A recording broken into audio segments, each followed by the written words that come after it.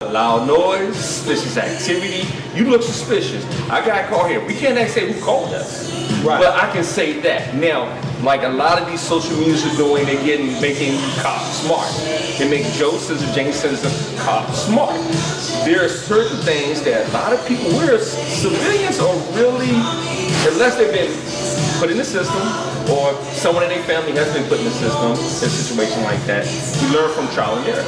People who've never engaged the police or has never been stopped because walking down the street, the sidewalk, don't know how to engage because they get scared. Because yes, we had that stigma. You see uniform badge, you're officer. But that goes to that whole negative perception of who the police are.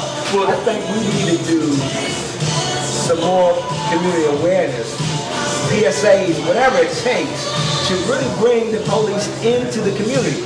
I mean, KRS had a song years ago, Mr. Officer. You say officer enough, officer, overseer, right? and if you look at the difference between an officer and an overseer during slave days, they both rode a horse, most of them wore blue shirts.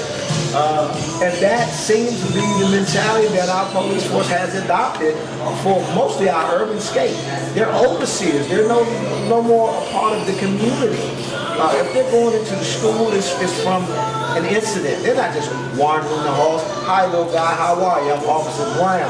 Or going into... They definitely need to be out in the community more. Yeah, and the rec center. And the I police remember cops used to be all the coaches. The police officers definitely need to realize that the most important and effective tool they have is their mouth. Communicate. And again, that is critical. And that again, is key. What you're going to see in the near future, I know we're going to see, because I'm seeing it. We're getting more savvy. We're hiring more people. They are hiring people through the United States for police officers who are more street bound, who know the street. Regardless of what they've had, they know the street. They know how to verbally discuss certain things and navigate and talk without putting that person at risk. And you have to make a person real comfortable, even when you do a traffic stop.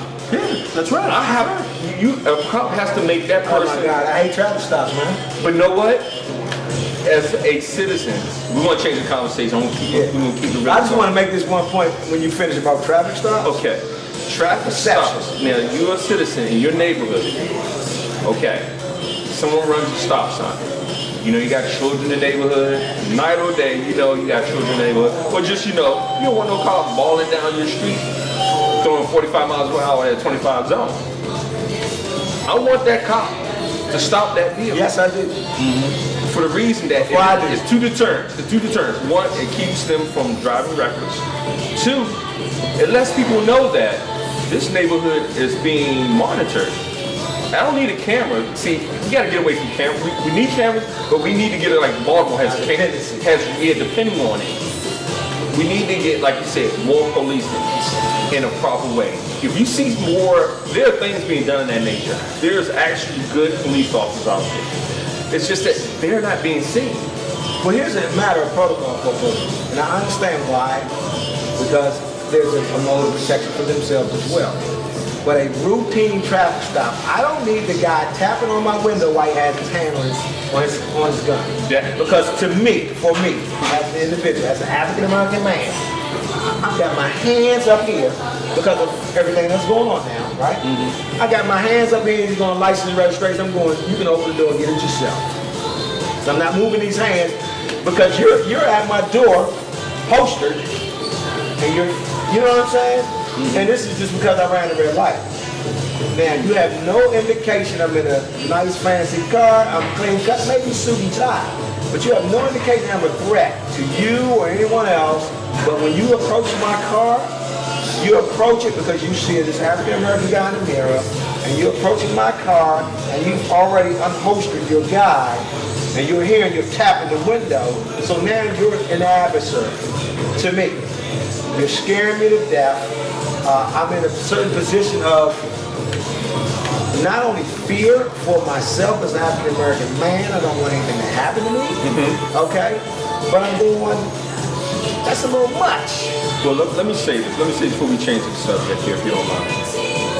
It depends on two things. One is always the officer. Okay, I can't speak for officers. You got to be in their mindset. One is at night and day. At night, yeah, I want to holster my weapon because I don't know who you are. I don't know, okay? Until we start talking to each other, officer to driver, then you'll start noticing a lot of times it'll just simmer down. The officer's position, posture will change. It'll be more, it depends on the driver. Even in daylight, it depends on the driver. It's interaction, mirror image. And if you got someone who's like, what do you want? I'm not saying that you're gonna catch you on a good day, bad day, but it's just all about interacting. It takes two to party. Yeah, two time. It does take two. And that kind of goes back to, you know, at least with me, I guess, you know, I grew up in DC, you grew up in a bubble. All the officers I dealt with were black. I didn't deal with any white officers growing up. And most of the time when I got stopped, I was doing something wrong, you know, and I was driving my parents' car, they had a nice car, so I never had any problem with police or anything like that.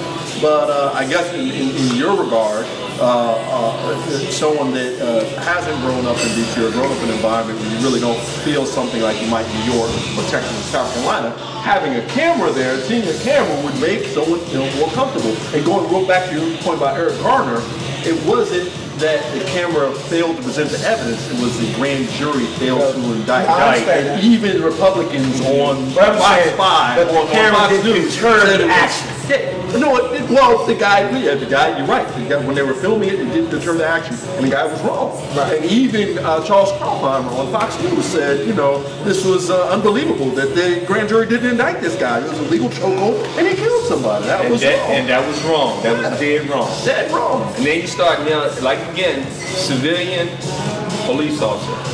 Civilian sees that every police officer now has to rebuild themselves again. It's like reset. Yeah. It's like now I got to build confidence with Jane and Joe Simpson again.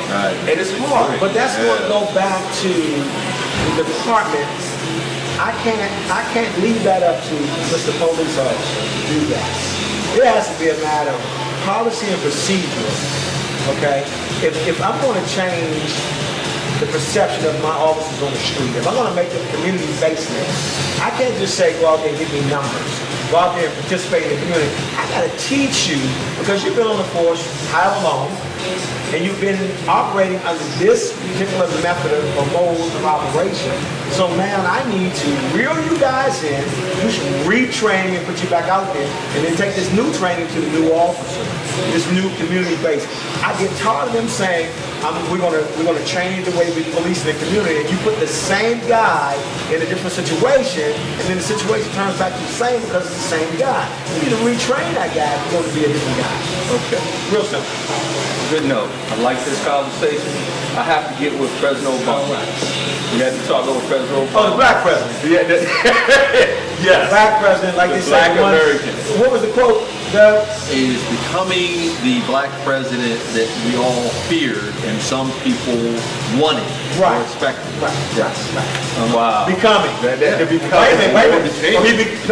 It was became. Yeah. But the article clearly stated that it was a growth rate. Right.